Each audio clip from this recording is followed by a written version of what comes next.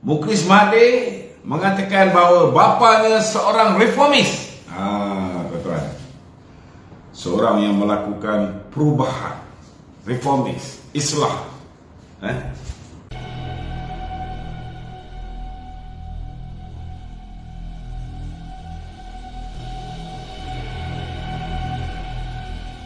Adakah benar bahawa Tun Dr. Mahathir adalah seorang reformis?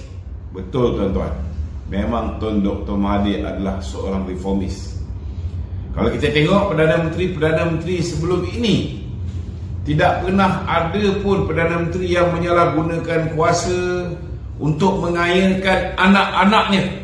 Maka kalau dikatakan bahawa Tun Dr. Mahathir adalah seorang reformis yang berjaya mengangkat keempat-empat orang anaknya menjadi billionaire, maka memang betul lah, tuan-tuan, seperti mana yang diberkatakan oleh Mukris Mahathir. Memang anak-anak mereka, anak-anak Mahathir, semuanya berdedikasi. Bukan berdedikasi, tapi daddy dia banyak kasih, tuan-tuan. Itu sebab memang bapa dia seorang reformis. Tak ada pun orang lain yang mengayakan anak dia. Paling kuat pun anak-anak Perdana Menteri ni, habis kuat pun jadi jutawan. Tetapi anak-anak Tun Dr. Mahathir seorang pun tak merasa jadi jutawan, tuan-tuan. Semua jadi billionaire.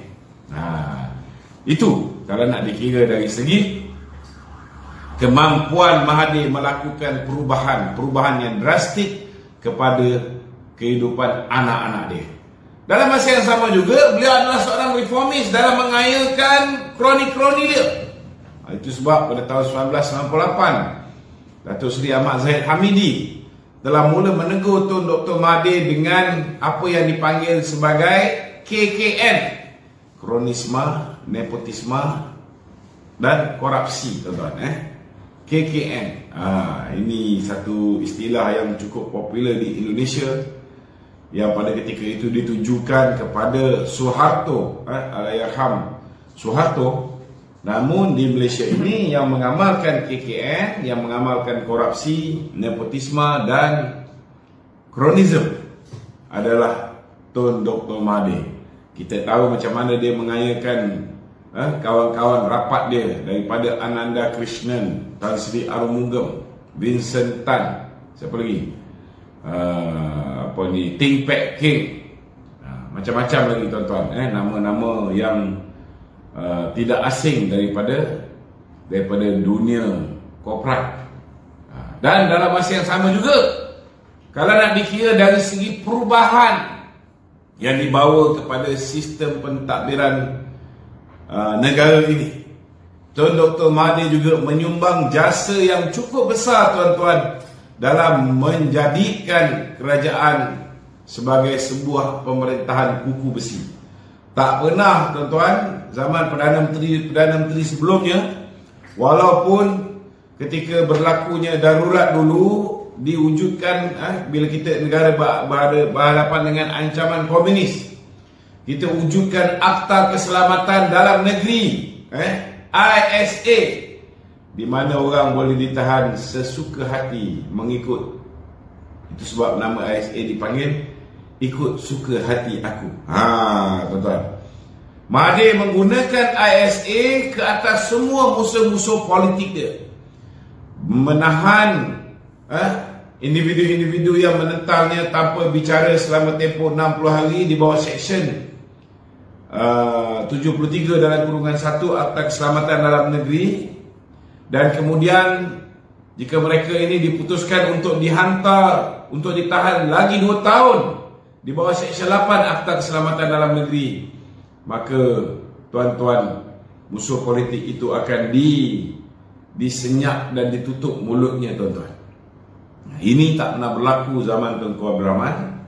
Ini juga tak pernah berlaku zaman Tun Razak, tuan-tuan. Biasa zaman Tun Razak pun hanya komunis yang disumbatkan ke dalam ISA. Tetapi zaman Mahathir, musuh-musuh politik disumbatkan dalam ISA. Saya secara peribadi merasa 2 kali duduk ISA ni. Kali pertama tahun 1998, ketika itu Datuk Seri Anwar Ibrahim, Datuk Seri Ahmad Zahid, Zamri Kadir, siapa lagi? Asmaun,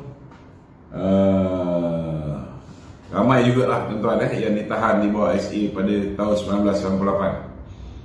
Selepas Datuk Zahid keluar dibebaskan, saya pula ditahan kerana saya mengepalai demonstrasi di hadapan Istana Negara pada tahun 1998.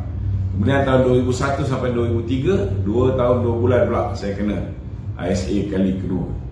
Dan zaman Mahathir juga tuan-tuan, reformis. Reformis bak kata Mukris ni, reformis Mahathir ini juga telah menggunakan AUKU, Akta Universiti dan Kolej dengan sehabis baik untuk mengekang gerakan mahasiswa. Cuma zaman Datuk Seri Najib, beliau telah membebaskan mahasiswa yang sebelum ini tidak boleh melibatkan diri dalam politik, dah boleh melibatkan diri dalam politik. Zaman Datuk Seri Najib, kalau sebelum ini ISA digunakan untuk menguatkan cengkaman pemerintah, cengkaman Perdana Menteri, maka Datuk Seri Najib bila mengambil alih kuasa, perkara pertama yang dia buat ialah dengan membebaskan tahanan ISA dan menghapuskan ISA, tuan-tuan. Kalau kita lihat zaman pemerintahan Mahathir Mohamad, antara reform yang telah dia buat ialah dengan menutup semua sekali peluang untuk media menabur cerita-cerita yang tidak baik terhadap kerajaan. Kalau dulu kita masih ingat lagi, ada surat khabar Roket, ada surat khabar Harakah, ada Suara Keadilan.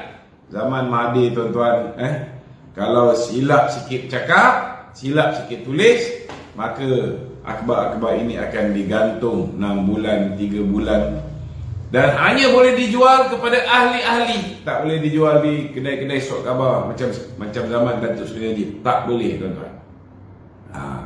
Ini antara reform yang dibawa oleh Tun Dr. Mahathir.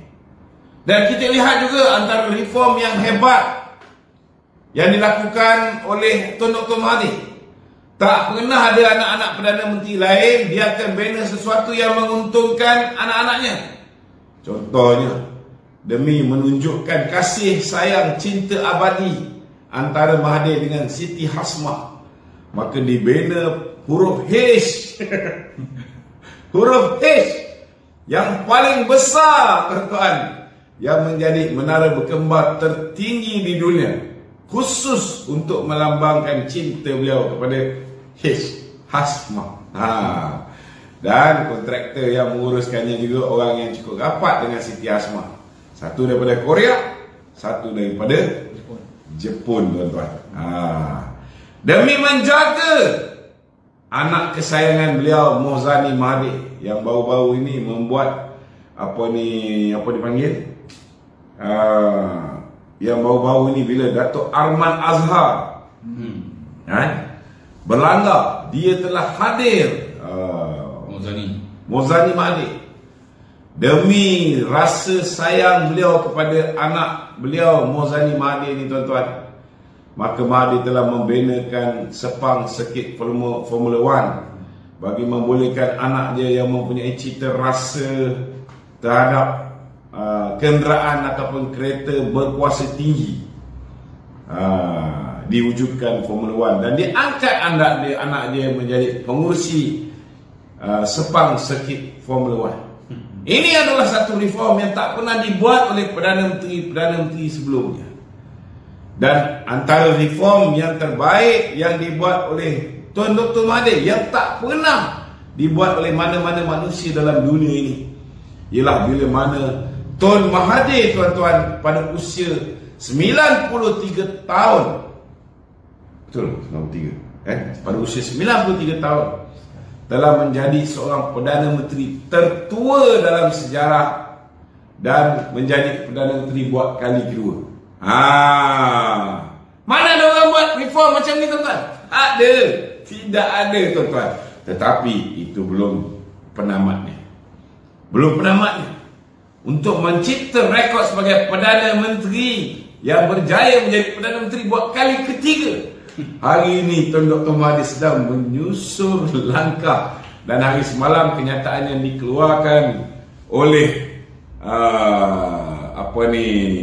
Tun Dr. Mahathir, reformis hebat seperti mana yang diperkatakan oleh Mukris Mahathir ini, Tun Mahathir kata sekiranya tidak ada orang lain yang boleh menggalas tanggungjawab sebagai Perdana Menteri, beliau bersedia untuk menjadi Perdana Menteri buat kali ketiga. Aduh, kena balik.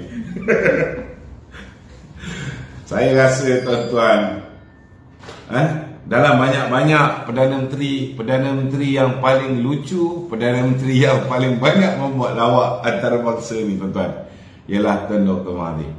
Ya, tak pernah orang ada perasaan yang luar biasa. Ketika zaman dia orang merasa dizalimi, ketika zaman dia orang yang berhimpun dipukul dengan dahsyat sekali, dilontar dengan gas pembedah mata yang diimport daripada Israel. Saudara, ini hanya berlaku zaman Tun Dr. Mahathir. Tak pernah berlaku zaman-zaman dulu tuan-tuan.